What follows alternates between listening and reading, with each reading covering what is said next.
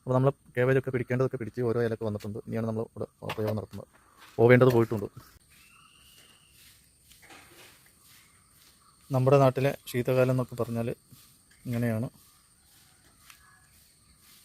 ഈ ഒരു കാലത്ത് ഇതുപോലെ മഞ്ഞിൽ മൂടി മഞ്ഞിൽ പുതച്ചിങ്ങനെ കിടക്കുന്നതാണ്. മഞ്ഞുതുള്ളികളും ഇതിൽ തൊട്ട് കഴിഞ്ഞാൽ നല്ല തണുപ്പും ഒക്കെ കാണുന്നൊരു കാലമാണ് ഈ നവംബർ ഡിസംബർ.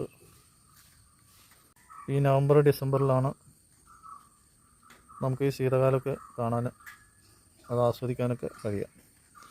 അപ്പോൾ മഞ്ഞിൽ മൂടി പുതച്ച് അതിരാവിലെയൊക്കെ മഞ്ഞ് തുള്ളികളാലിങ്ങനെ പൊതിഞ്ഞ് നിൽക്കുന്നത് കാണാം. അപ്പോൾ ആ കാലത്ത് വളരുന്ന പച്ചക്കറികളാണ് നമ്മൾ കേബേജ്, കോളിഫ്ലവർ, ബീട്രൂട്ട്, ക്യാരറ്റ് അങ്ങനെയുള്ള അതൊക്കെ നമ്മളെ നാട്ടിൽ ഈ സമയത്തെ വളരുള്ളൂ.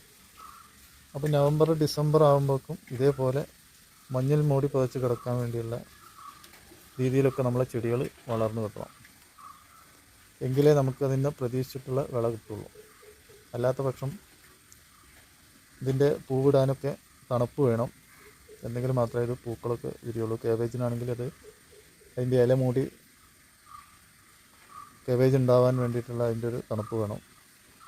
ക്യാരറ്റ് ആണെങ്കിൽ അത് കിഴങ്ങിറങ്ങാനുള്ള രീതിയിൽ അതിന് വളർച്ച കിട്ടാനും തണുപ്പ് വേണം. അപ്പോൾ ഇങ്ങനെ തണുപ്പ് കിട്ടണം എന്നുണ്ടെങ്കിൽ നമ്മൾ ഈ ഡിസംബർ ജനുവരി ആകുമ്പോഴേക്ക് നമ്മളെ തൈകളൊക്കെ നന്നായിട്ട് വളർന്ന് പൂവിടാനുള്ള രീതിയിലാവും. അങ്ങനെ ഇത് നമുക്ക് കൃഷി ചെയ്തിട്ട് കാര്യമുള്ളൂ. അല്ലാത്ത വർഷം ചൂടൊക്കെ ആയിക്കഴിഞ്ഞാൽ പിന്നെ ഇത് ഇല വന്നുകൊണ്ട് വളരുക എന്നല്ലാതെ നമുക്ക് പൂക്കളൊന്നും ലഭിക്കില്ല. അതിൻ്റെ നടൽ രീതി നമ്മൾ കഴിഞ്ഞ വീഡിയോയിൽ കണ്ടതാണ്. ഇനി ഈ കാണുന്നത് അതിൻ്റെ ശേഷം ചെയ്ത പരിപാലനമാണ്. കുറച്ച് ചാണകപ്പൊടി, കുറച്ച് ഫാക്ടറി കമ്പോസ്റ്റൊക്കെയാണ് കൊടുത്തിട്ടുള്ളത്. പിന്നെ സൂപ്പർ മീലൊക്കെയാണ് അത് ഇതിൻ്റെ ശേഷം ഇട്ട് കൊടുക്കുക. അപ്പോൾ വളം ഇട്ട് കൊടുക്കുന്നതിന് മുന്നോടിയായിട്ട് നമ്മളിവിടെ നിന്ന് ചെറുതായിട്ടൊന്ന് ഇളക്കി കൊടുക്കണം. വല്ലാതെ ഇളക്കണ്ട, ചെറുതായിട്ട്. അതിന് ശേഷം ഫാക്ടറി കമ്പോസ്റ്റ് എടുത്തിട്ട് ഇത്രയും ദൂരം ഇട്ട് കൊടുക്കുക. വളരെ ദൂരമായിരിക്കണം, മുരട്ടിലേക്ക് ഒരിക്കലും ചെല്ലാൻ പാടില്ല. ഇനി ഇതിൻ്റെ മുകളിലായിട്ട് നമ്മുടെ ചാണകപ്പൊടി ഇട്ട് കൊടുക്കുക.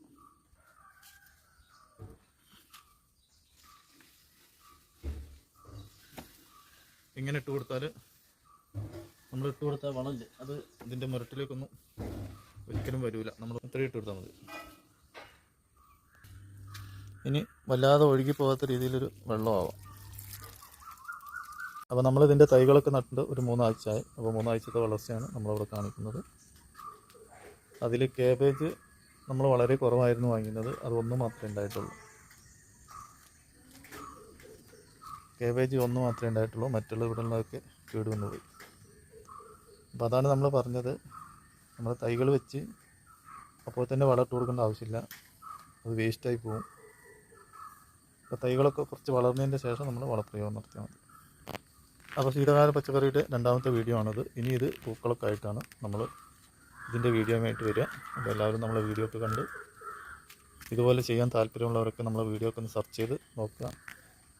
അപ്പോൾ അതിൽ നിന്ന് അതിൻ്റെ കൃത്യമായിട്ടുള്ള നടൽ പ്രയോഗവും എല്ലാം നിങ്ങൾക്ക് ലഭിക്കും, അതിൻ്റെ സമയമൊക്കെ. കൃഷിഭവനെ കാത്തിരുന്നിട്ടുണ്ടെങ്കിൽ നമ്മൾ തൈകൾ കിട്ടാൻ കൃഷിഭവനെ കാത്തിരുന്നിട്ടുണ്ടെങ്കിൽ നമുക്ക് ഇലകൾ മാത്രമേ കിട്ടുള്ളൂ, അതിൻ്റെ പൂക്കൾ കിട്ടാൻ സാധ്യതയില്ല. എന്താണെന്ന് വെച്ചാൽ കൃഷിഭവനൊക്കെ തൈകൾ വളരെ വൈകിയാണ് കൊടുക്കുന്നത്. അപ്പോൾ അതും കൂടി ഇതിൽ ചേർക്കുന്നു എന്ന് മാത്രം. പിന്നെ നമ്മളത് വീട്ടിലൊക്കെ ഉണ്ടാക്കി കഴിക്കുന്നത് തന്നെ നമുക്ക് വാങ്ങി തിന്നുകൊണ്ട് ലാഭം കിട്ടുന്നതുകൊണ്ടല്ല, ഒരു ദിവസം നമ്മൾ വിഷമടിക്കാത്തത് ധൈര്യമായിട്ട് കഴിക്കാമല്ലോ എന്നുള്ള രീതിയിലാണ്. അപ്പോൾ അത് നമ്മൾ പ്രത്യേകം ശ്രദ്ധിച്ച് നമ്മൾ വിഷം അടിക്കാതെ പരമാവധി നമ്മൾ ശ്രദ്ധിക്കുക. അപ്പോൾ അതിനുവേണ്ടി നമ്മൾ 2, 3, 4 തൈയാണ് ഉണ്ടാക്കുന്നത്. അപ്പോൾ അതിനുവേണ്ടി വന്നിട്ട് ഇതുപോലൊക്കെ ചെറിയ പുഴുക്കളുടെ ഉപദ്രവം ഉണ്ടാവുള്ളൂ. അപ്പോൾ അതൊക്കെ ഇങ്ങനെ കൈകൊണ്ട് ചെയ്തു കൊടുത്താൽ തന്നെ നമുക്ക് വിഷമടിക്കാതെ നമുക്ക് തിന്നാൻ കഴിയും. കാരണം നമ്മളിതിൽ ഒരു വിഷം അടിച്ചിട്ടില്ല ഇത്ര കാലമായിട്ട്. ഒരു ബുദ്ധിമുട്ടില്ലാതെ ഫ്ലവറൊക്കെ നല്ല രീതിയിൽ പൂക്കളൊക്കെ പുഴുവൊന്നുമില്ലാതെ കിട്ടിയിട്ടുണ്ട്. അപ്പോൾ അതിനൊന്ന് ശ്രദ്ധിച്ചാൽ മതി. ഇലകൾ വല്ല പുഴുവിൻ്റെ ആക്രമണം കണ്ടിട്ടുണ്ടെങ്കിൽ ആ പുഴുവിനെ തേടി പിടിച്ച് നമ്മളതിനെ കൊന്നുകളയാം. അല്ലാതെ നമ്മളും ഇതിന് വിഷപ്രയോഗം നടത്തിയിട്ട് പിന്നെ നമ്മൾ ഉണ്ടാക്കി കഴിക്കുന്നതുകൊണ്ട് യാതൊരു അർത്ഥവുമില്ല. അപ്പോൾ ഇനി കൂടുതലായിട്ടൊന്നും പറയുന്നില്ല. നമ്മളെ വീഡിയോ എല്ലാവരും കണ്ട് എല്ലാവരും നമ്മളെ സപ്പോർട്ട് ചെയ്യാൻ മറക്കല്ല. മറ്റൊരു വീഡിയോ വരുന്നവരെ എല്ലാവർക്കും ബൈ ബൈ.